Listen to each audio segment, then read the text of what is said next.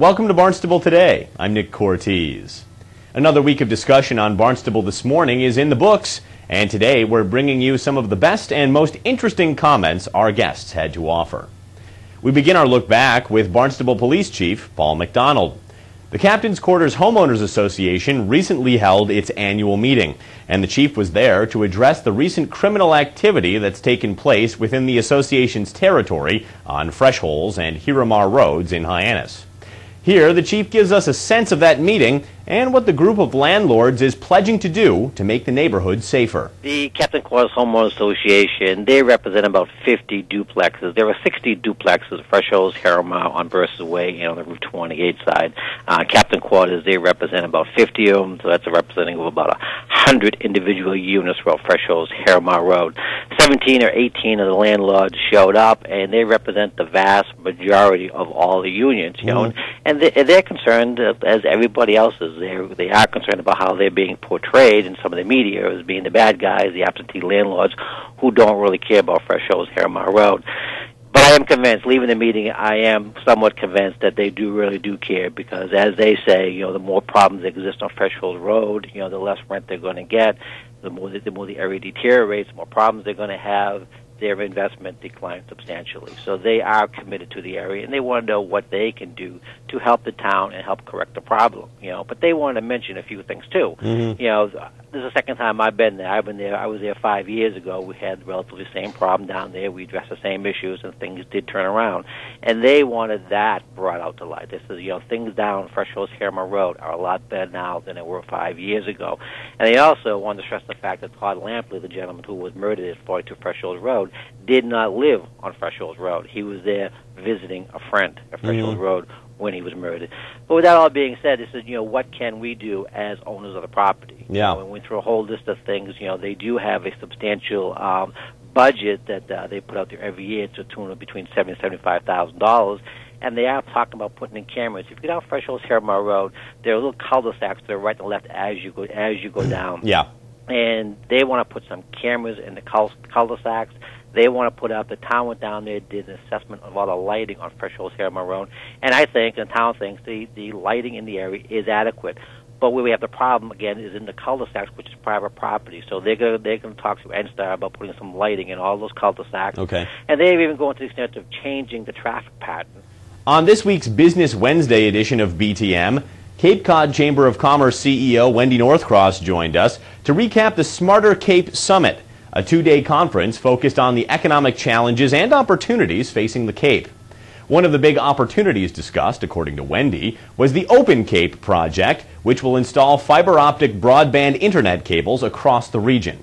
Well, essentially, the project is, it just finished a contract with NSTAR last month, which is one of the final pieces that will allow us to put the string fiber along utility poles. And that work is actually going to start in June of this year. And it will employ about 200 to 300 people. And all the contracts at Open Cape, it's a separate nonprofit corporation. It's now headed up by Dan Gallagher, who sort of helped design the infrastructure, former military guy, helped design this infrastructure.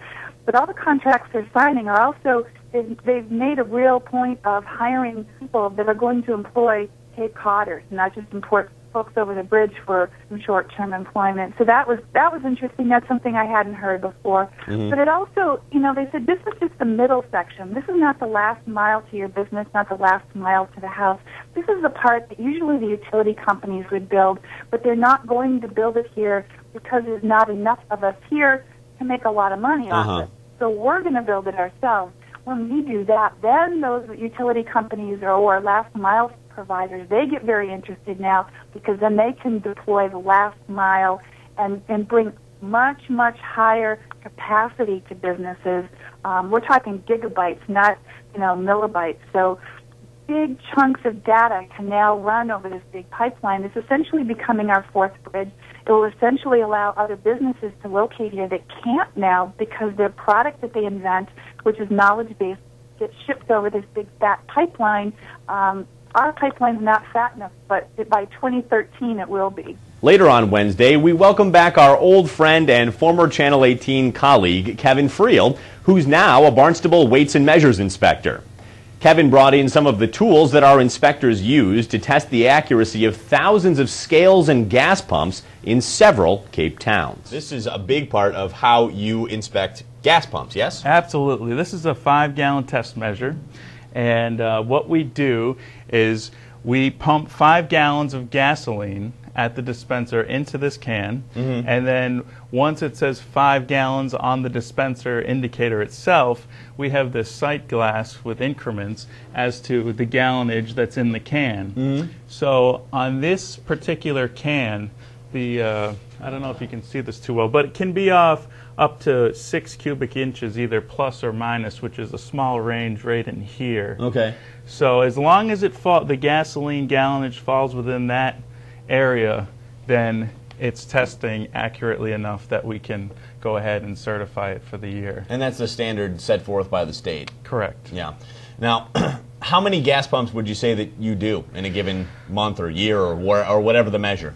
Well, I don't know how many I do myself, but there's about 1,400, I believe, that the town does, weights and measures do in our jurisdiction. That number might be off a little bit, but now you guys don't just cover the town of Barnstable. You're a regional service, right? That's right. There's 10 towns in our jurisdiction. We cover a lot of the towns across the Mid-Cape, from Bourne down to Eastham. The only 2 towns that we don't do is Chatham and Falmouth, so all those other towns are within our jurisdiction. And can you give people a sense of maybe what it's like if weights and measures didn't exist? What if you guys weren't out there doing these jobs with this gas canister and these weights? What could potentially happen? Well, potentially, all these devices, if they're not tested, you don't know what could be out there and what people could be gaining or losing in retail transactions. On Thursday, we had something of a good news, bad news discussion with State Representative Demetrius Atzelis. The good news? The House this week unanimously passed a bill that would work toward eliminating the corrupt hiring practices of the State Probation Department. Here, Demetrius describes some of the features of the new legislation that now goes to the Senate for approval. Well, there's a lot of different aspects to it. Most importantly, that you have to be qualified. The process, until you're picked as a finalist, no one should know that there's a letter of recommendation from an elected official. And if I do write a letter of recommendation, instead of generating from the computer, they're asking for it to be handwritten. So I'm guessing that means I have to practice my penmanship a little bit. I haven't done that in a lot of years. So it's a good thing. So it's really blind. You shouldn't know who that person is. And the hiring process will not be done by the probation department. We've taken completely out of their hands. And we offer, Chief Justice of Administration and Management, and that means just that. It's solely for the judicial functions of the court system. And we hire a civilian administrator who handles the business aspects, all business functions. So we're really separating two. The judge should handle the judicial management responsibilities, and the civilian administrator, just that, handles the business functions of the court. Meanwhile, the bad news continues at a Boston courthouse where former House Speaker Sal DeMacy is standing trial for allegedly accepting kickbacks in exchange for awarding contracts to the software company Cognos. Demetrius served under DeMacy during his tenure on Beacon Hill, and he shared with us an interesting character assessment of the embattled former speaker.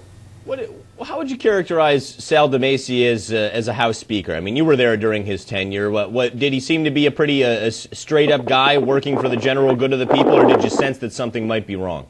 Look, I always liked Sal. He's always quick with a handshake and a smile. This is telling, this is something my father, when he first met. My father met all the speakers that I served under, Sal DeMacy, Tommy Finneran. We had a great relationship with Tom Finneran, saw him as a straight shooter, somebody who was honest, somebody who was there to help the Commonwealth to all ends. When he met Sal, he pulled me aside afterwards and said, Demetrius, watch out for this man. If he's smiling, he's going to stick a knife in your back. Wow. And you know what? To a varying degree, my father was right. And we're just seeing some of that right now. Remember, full-length episodes of Barnstable This Morning are available to watch anytime online. You can check them out in the town's video archives at town.barnstable.ma.us. Well, that's all for now. Everybody have a great weekend. I'm Nick Cortez, and we'll see you next time on Barnstable Today.